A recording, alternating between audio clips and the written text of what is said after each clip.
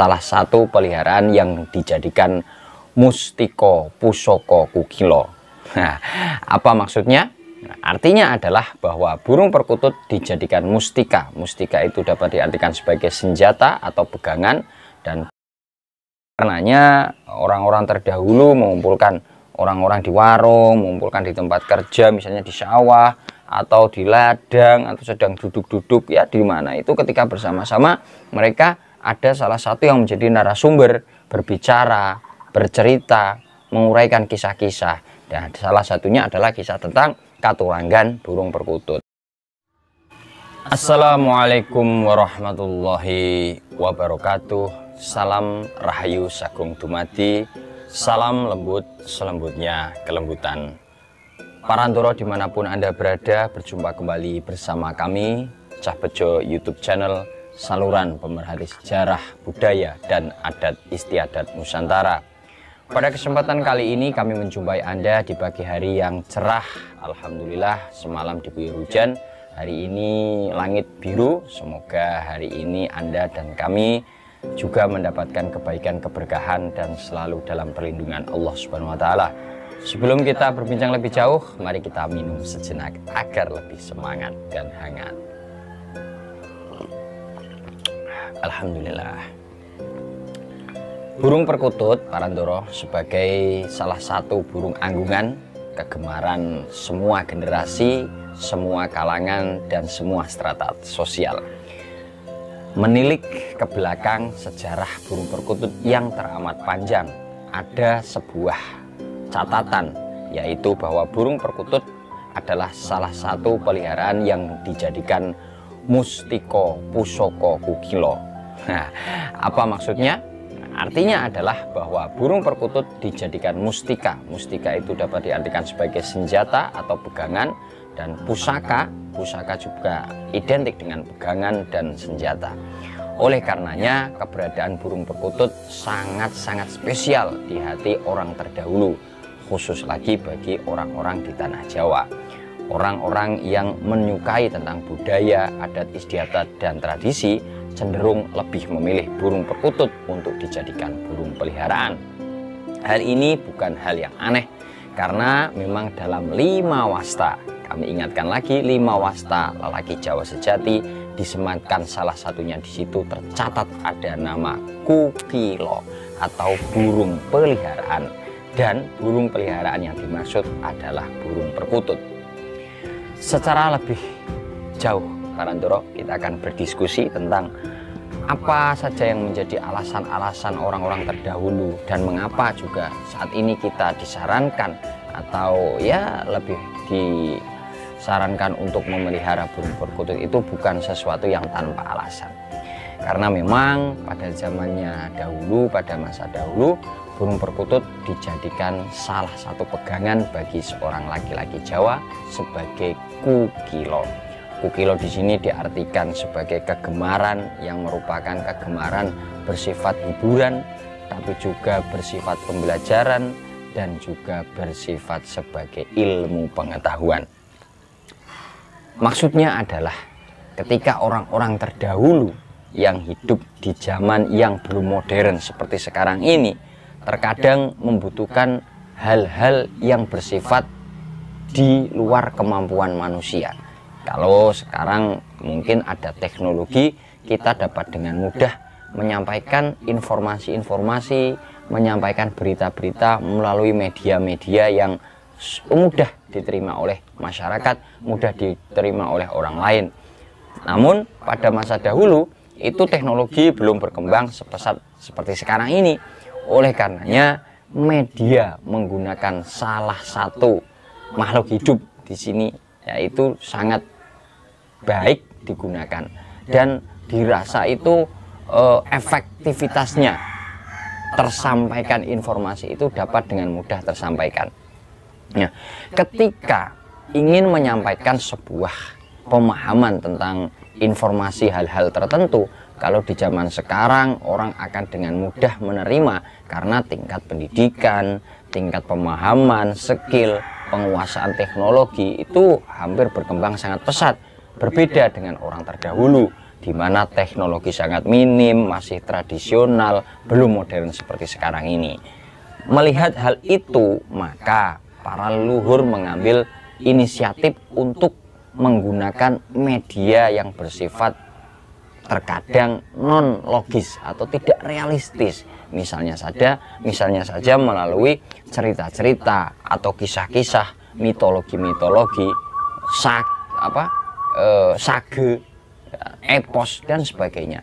Itu di sana bertujuan untuk menyampaikan informasi kepada orang agar lebih mudah diketahui. Sebagai contoh, zaman dahulu orang belum bisa melihat televisi. Fungsi televisi saat ini sebagian besar adalah digunakan sebagai media informasi, baik itu hiburan, berita, kabar, ataupun hal-hal lain yang bersifat ya tentu saja untuk memberikan kabar-kabar terhadap media, terhadap orang banyak, publik.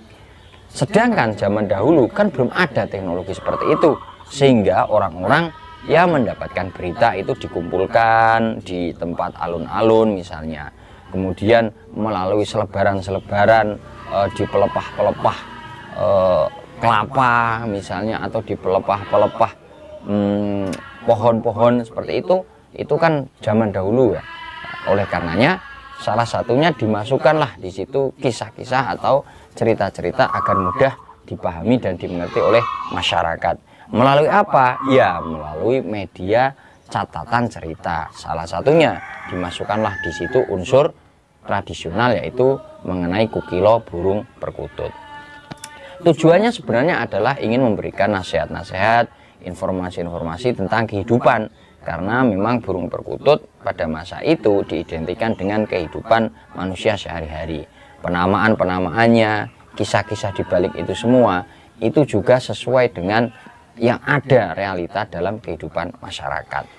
Oleh karenanya orang-orang terdahulu mengumpulkan orang-orang di warung, mengumpulkan di tempat kerja misalnya di sawah atau di ladang, atau sedang duduk-duduk ya di mana itu, ketika bersama-sama mereka ada salah satu yang menjadi narasumber, berbicara, bercerita, menguraikan kisah-kisah. Dan salah satunya adalah kisah tentang Katuranggan burung perkutut.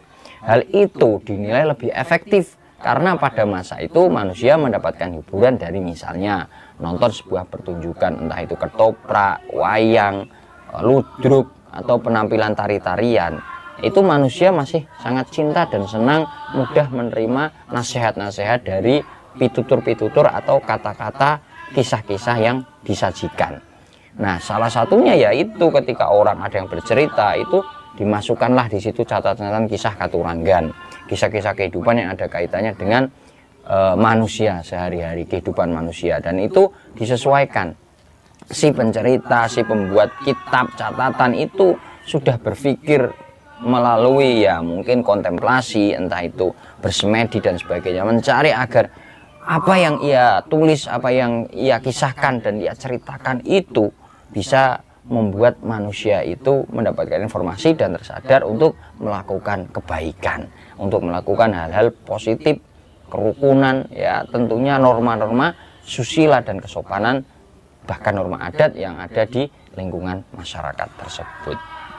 Nah, para ndoro, penggemar burung perkutut dimanapun Anda berada, di samping tentang penggunaan burung perkutut sebagai media informasi penyampai berita agar mengarahkan manusia menjadi baik dan sebagainya, dikisahkan melalui Katuranggan, itu juga penggunaan burung perkutut pada masa itu sebagai burung peliharaan itu dinilai sangat membantu mengurangi tekanan fisik maupun mental.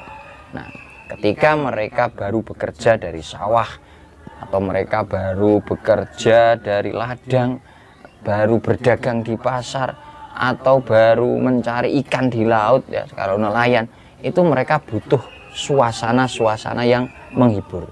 Oleh karenanya mereka memelihara burung perkutut sebagai salah satu kegemaran dan hobi menghilangkan kejenuhan atau stres.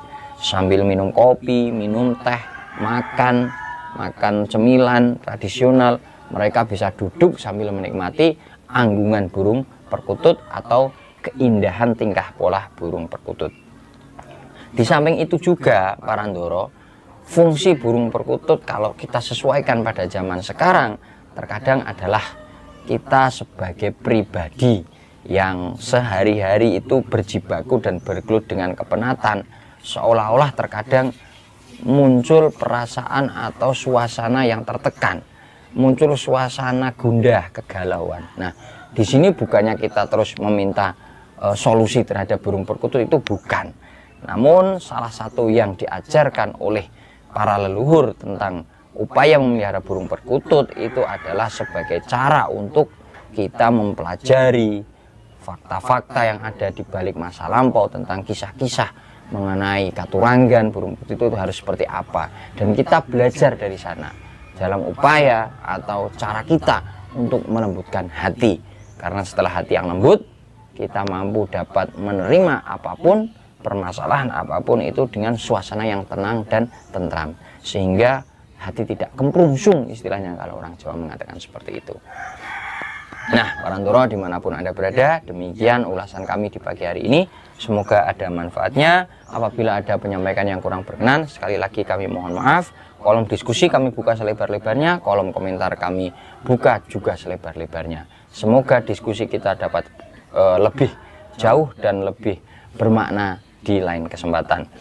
Kami pamit dari Lereng Gunung Muria, Cah Bejo undur diri.